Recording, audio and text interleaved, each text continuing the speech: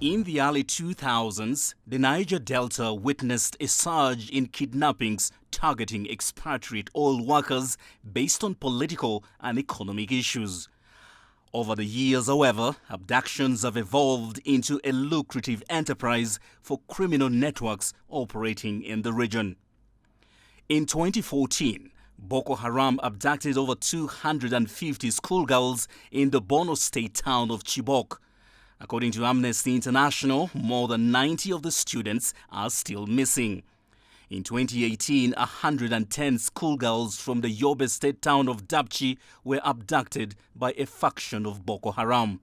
Another major abduction took place in 2020 in the Katsinia State town of Kankara, where 300 schoolboys were kidnapped.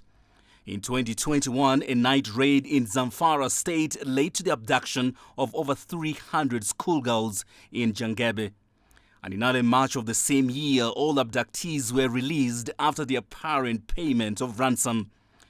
In March of 2024, gunmen kidnapped 287 students at a government secondary school in Kaduna State.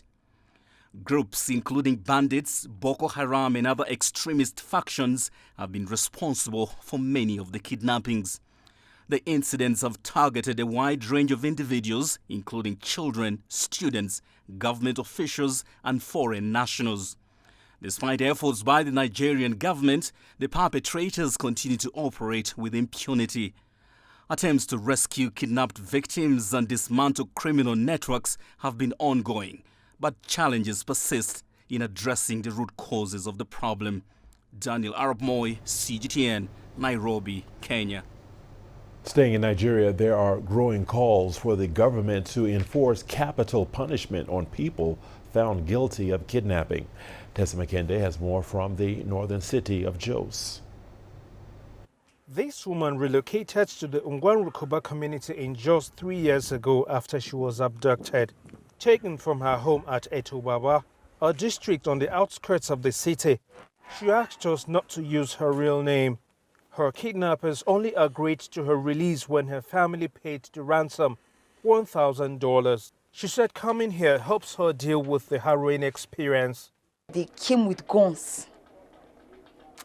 They were shooting the key lock so that they are trying to break through the kitchen door. I was on bone shot safe because it was what I slept with. I was confused now. Without even slippers, they're saying I should go like that. In fact, my slippers were there for them to allow me to wear my slippers. They did not allow me to even wear my own slippers. And I think around Baba's side, around the back of house, it's just bush. And then took me, we followed through, bush now, thorns, different things. In fact, I had injuries under my foot. Kidnapping for ransom is seen as a quick and easy way of making money, with women and children seen as an especially easy target.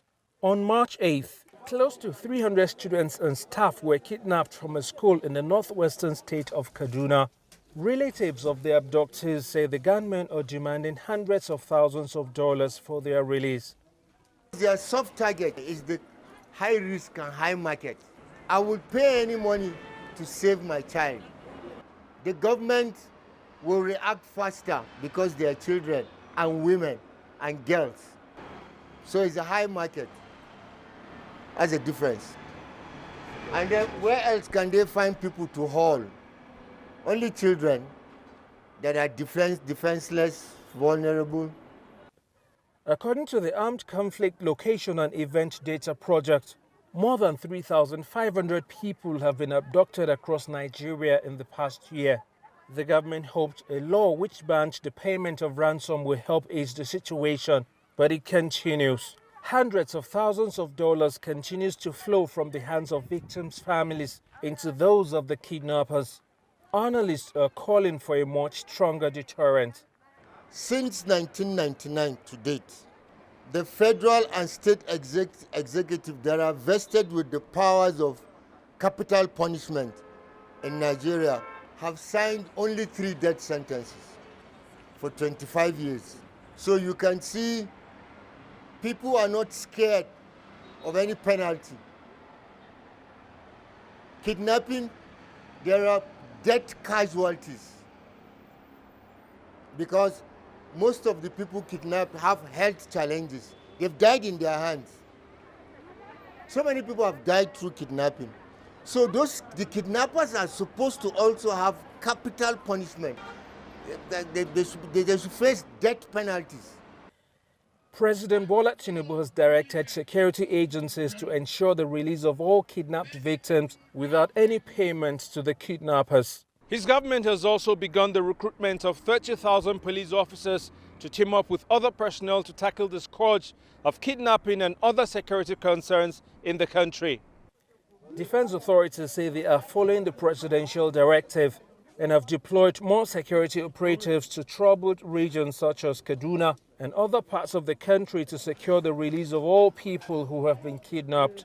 But security experts argue that abductions will not be eliminated unless there's a meaningful deterrent. Tassim Akende, CGTN Jos.